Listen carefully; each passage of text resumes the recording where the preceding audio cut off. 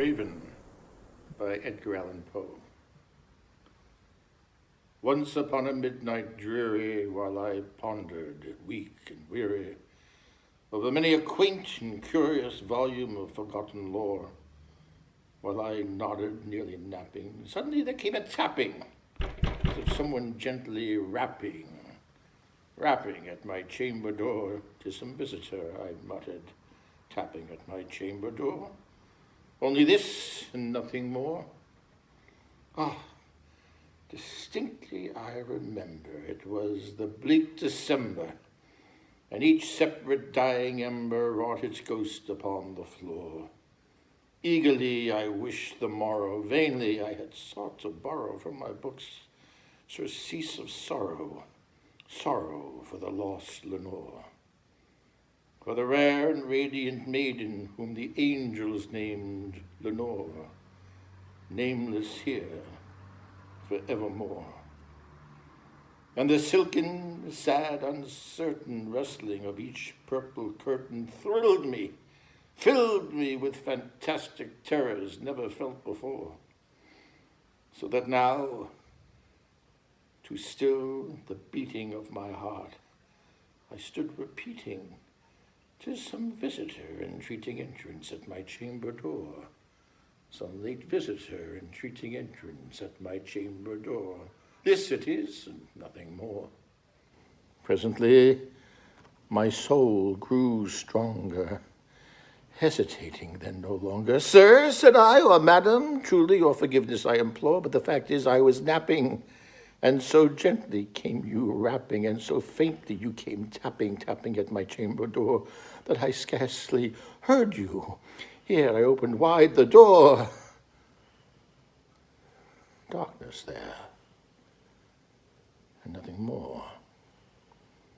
Deep into that darkness peering, long I stood there, wandering, fearing, doubting, dreaming dreams no mortal ever dared to dream before. But the silence was unbroken, and the stillness gave no token, and the only word there spoken was the whispered word, "Lenore?" This I whispered, and an echo murmured back the word, "Lenore." Merely this and nothing more. Back into the chamber turning, all my soul within me burning, soon again I heard a tapping somewhat louder than before. "Surely," said I, "surely that is something at my window lattice. Let me see, then, what thereat is, and this mystery explore. Let my heart be still a moment, and this mystery explore." 'Tis the wind, and nothing more. Open here I flung the shutter, when, with many a flirt and flutter, in there stopped a stately raven of the saintly days of yore. Not the least abeyance made he, not a minute stopped or stayed he, but with mane of lord or lady perched above my chamber door, perched upon a bust of Pallas, just above my chamber door, perched and sat, and nothing more. Then this ebony bird, beguiling my sad fancy into smiling, by the grave and stern decorum of the countenance it wore. "Though thy crest be shorn and shaven, thou," I said, "art sure no craven, ghastly, grim, and ancient raven, wandering from the nightly shore? Tell me what thy lordly name is on the night's Plutonian shore." Quoth the raven, "Nevermore." Much I marveled, this ungainly fowl, to hear discourse so plainly, though its answer little meaning, little relevancy bore. For we cannot help agreeing that no living human being ever yet was blessed with seeing bird above his chamber door, bird or beast upon the sculpted bust above his chamber door, with such name as Nevermore. But the raven, sitting lonely on the placid bust, spoke only that one word, as if his soul in that one word he did outpour. Nothing farther than he uttered, not a feather than he fluttered, till I scarcely more than muttered, Other friends have flown before on the morrow. He will leave me as my hopes have flown before. Then the bird said, nevermore. Startled at the stillness broken by reply so aptly spoken, doubtless, said I, what it utters is its only stock and store, caught from some unhappy master whom unmerciful disaster followed fast and followed faster till his songs one burden bore, till the dirges of his hope melancholy burden bore of never, nevermore. But the raven, still beguiling all my fancy into smiling, straight I wheeled a cushioned seat in front of bird and bust and door. Then upon the velvet sinking, I betook myself to linking fancy unto fancy, thinking what this ominous bird of yore, what this grim, ghastly, gaunt, and ominous bird of yore meant in croaking nevermore. This I sat engaged in guessing, but no syllable expressing to the fowl, whose fiery eyes now burned into my bosom's core. This and more I sat divining, with my head at ease reclining on the cushion's velvet lining that the lamplight gloated o'er, but whose velvet violet lining with the lamplight gloating o'er she shall press, nevermore. Then methought the air grew denser, perfumed from an unseen censer, swung by seraphim whose footfalls tinkled on the tufted floor. Wretch, I cried, thy God hath lent thee, by these angels he hath sent thee, respite, respite, and nepenthe from thy memories of Lenore. Quaff, oh quaff this kind nepenthe, and forget this lost Lenore. Quoth the raven, nevermore. Prophet, said I, thing of evil, prophet still, if bird or devil, whether tempter sent or whether tempest tossed thee here ashore, desolate, yet all undaunted on this desert land enchanted, on this home by Homer haunted, tell me truly, I implore, is there balm in Gilead? Tell me, I implore. Quoth the raven, nevermore. Prophet, said I, thing of evil, prophet still, if bird or devil, by that heaven that bends above us, by that God we both adore, tell this soul with sorrow laden, if within this distant Alden it shall clasp a sainted maiden whom the angels name Lenore, clasp a rare and radiant maiden whom the angels name Lenore. Quoth the raven, nevermore. Be that word our sign of parting. Bird or fiend, I shrieked upstarting, get thee back into the tempest and the night's Plutonian shore. Leave no black plume as a token of that lie thy soul hath spoken. Leave my loneliness unbroken. Quit the bust above my door. Take thy beak from out my heart, and take thy form from off my door. Quoth the raven, nevermore. And the raven, never flitting, still is sitting on the pallid bust of Pallas just above my chamber door. And his eyes have all the seeming of a demon's that is dreaming. And the lamplight o'er him streaming throws his shadow on the floor. And my soul, from out that shadow that lies floating on the floor, shall be lifted nevermore.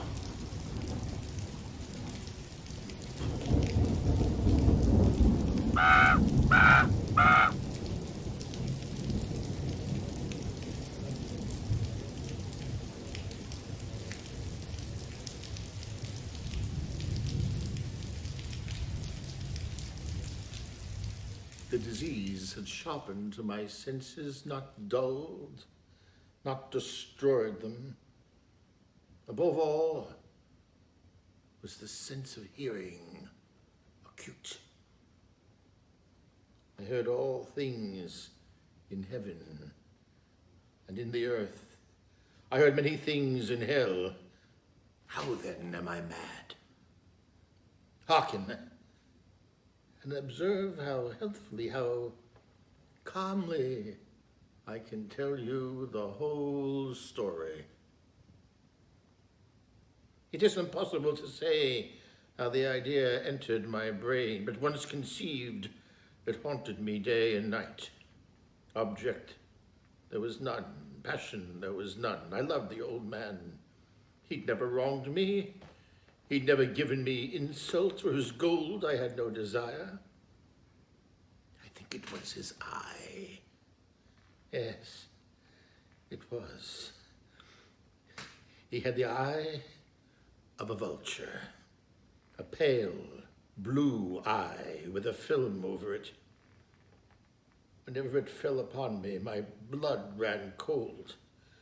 And so by degrees, very gradually, I made up my mind to take the life of the old man, and thus rid myself of the eye forever. Now this is the point. You fancy me mad. Madmen know nothing, but you should have seen me.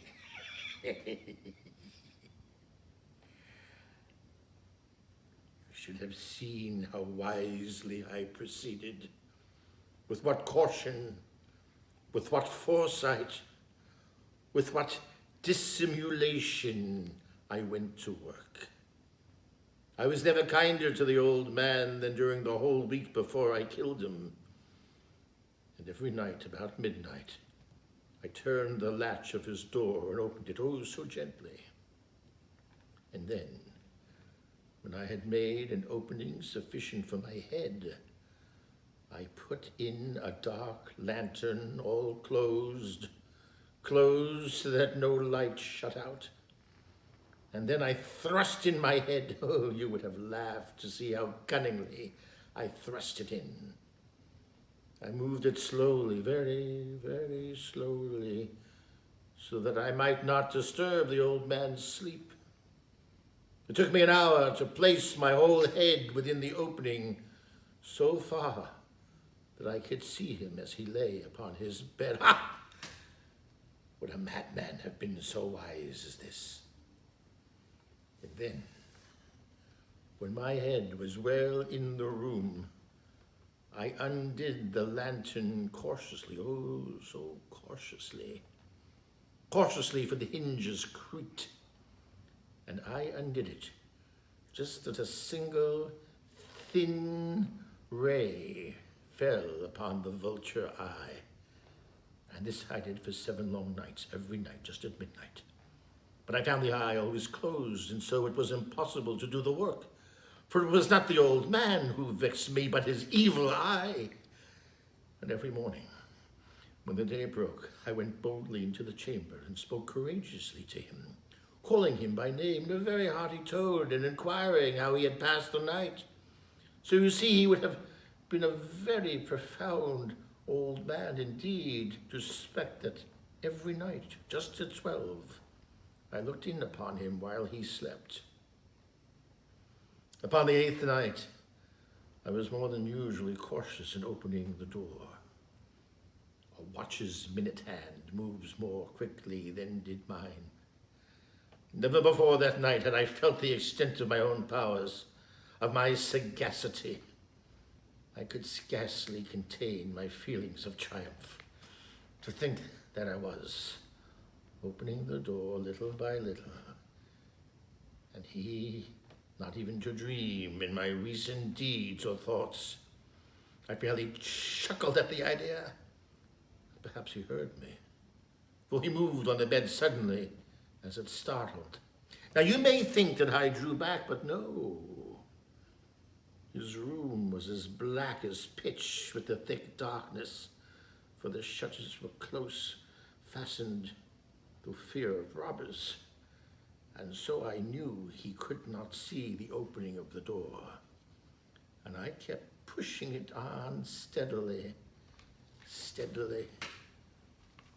I had my head in and was about to open the lantern when my thumb slipped upon the fastening, and the old man sprang up in the bed crying out, "Who's there?" I kept quite still and said nothing. For a whole hour I did not move a muscle, and in the meantime I did not hear him. I did not hear him lie down. He was still sitting up in the bed listening, just as I have done night after night, hearkening to the death watches of the wall. Presently I heard a slight groan, and I knew it was the groan of mortal terror. It was not a groan of pain or of grief, oh no, it was this low, stifled sound that rises from the bottom of the soul when overcharged with awe. I knew the sound well. Many a night, just at midnight, when all the world slept, it has welled up from my own bosom, deepening with the dreadful echo the terrors that distracted me. I say I knew it well. I knew what the old man felt and pitied him, although I chalked it up to heart. I knew he'd been lying awake ever since the first slight noise, when he had turned in the bed. His fear had grown ever since upon him. He'd been trying to fancy the causelessness, but could not. He had been saying to himself, well, it's nothing but the wind in the chimney. It's only a mouse crossing the floor, or merely a cricket which has made a single chirp. Yes, he'd been trying to comfort himself with some suppositions, but he found all in vain, because death, in approaching him, had stalked with his black shadow before him, and he enveloped the victim. And it was the mournful influence of its unperceived shadow that caused him to feel, although he neither saw nor heard, to feel the presence of my head within the room. When I had waited a long time, very patiently, without hearing him lie down, I resolved to open a very, very little crevice in the lantern. So I opened it. You cannot imagine how stealthily, until at length a single dim ray, like the thread of a spider, shot out from the crevice and full upon the vulture eye. It was open, wide open, and I grew furious as I gazed upon it. I saw it with perfect distinctness, a full blue with a hideous veil over that chilled the very marrow in my bones, but I could see nothing else of the old man's face or person, for I directed the ray, as if by instinct, precisely upon the damned spot. And now have I not told you that what you mistake for madness is but over-acuteness of the senses? Now I say, there came to my ears, a low, dull, quick sound, such as a watch makes when enveloped in cotton. I knew that sound well. It was the beating of the old man's heart. It increased my fury as the beating of a drum stimulates the soldier into courage. But even yet, I refrained and kept still. I scarcely breathed. I held the lantern motionless. I tried how steadily I could maintain the ray upon the eye. Meantime, the hellish tattoo of the heart increased. It grew quicker and quicker and louder at every instant. The old man's terror must have been extreme. It grew louder. I say louder every moment. Every moment you mock me well. I have told you that I am nervous, so I am. And At the dead hour of the night, amid the dreadful silence of that old house, so strange a noise as this excited me to uncontrollable terror. Yet, for some minutes longer, I refrained and stood still. But the beating grew louder. I thought the heart must burst, and now a new anxiety seized me. The sound would be heard by a neighbor. The old man's hour had come. With a loud yell, I threw open the lantern and leaped upon the room. He shrieked once only. In an instant, I dragged him to the floor and pulled the heavy bed over him.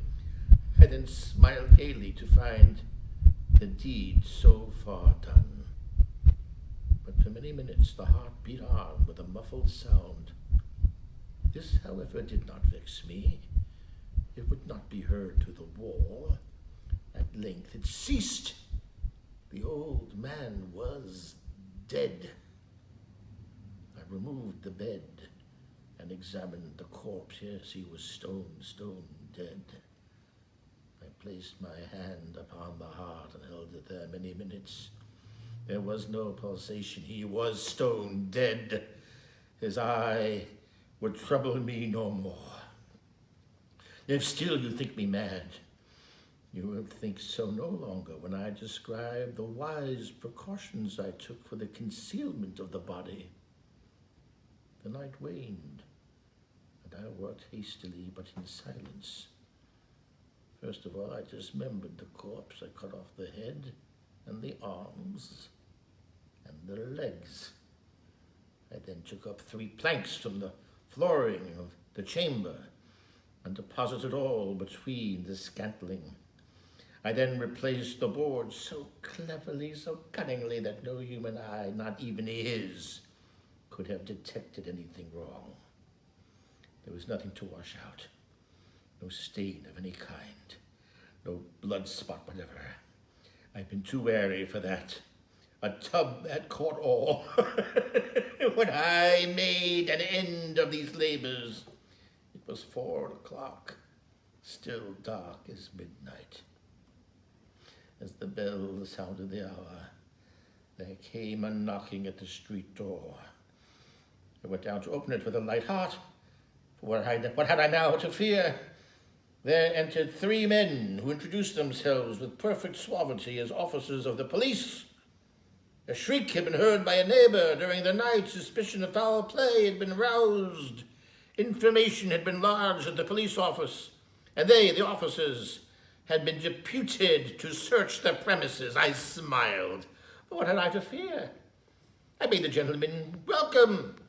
The shriek, I said, was my own in a dream. The old man I mentioned was absent in the country. I took my visitors all over the house. I bade them search well. I led them at length to his chamber. I showed them his treasures, secure, undisturbed.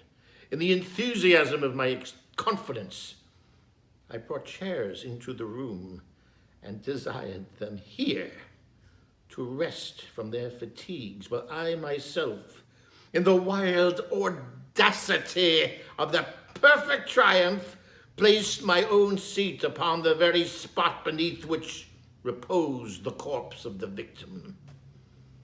The officers were satisfied. My manner had convinced them. I was singularly at ease. They sat, and while I answered cheerfully, they chatted of familiar things, but ere long I felt myself getting pale and wished them gone. My head ached, and I fancied a ringing in my ears, and still they chattered. The ringing became more distant. It continued and became more distinct. I talked more freely to get off of the feeling, but I continued and gained definitiveness until at length I found that the noise was not within my ears. No doubt I grew very pale, but I talked more fluently and with a heightened voice. Yet the sound increased, and what could I do? It was a low, dull, quick sound, much such as a sound a watch makes when enveloped in cotton.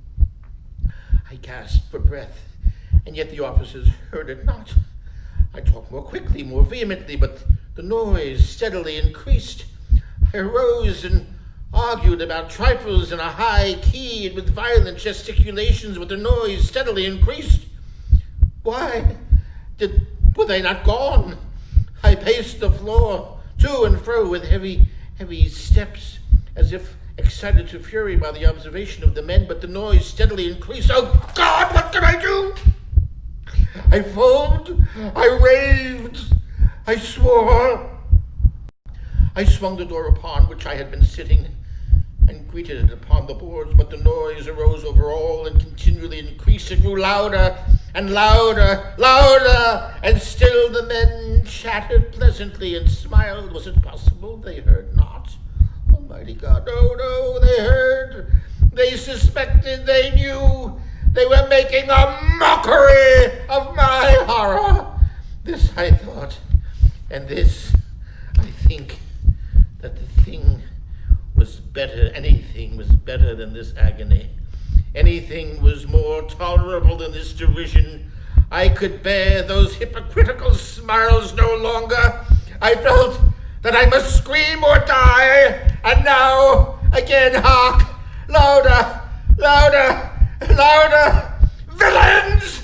I shrieked, dissemble no more! I admit the deed! Turn up the planks, here!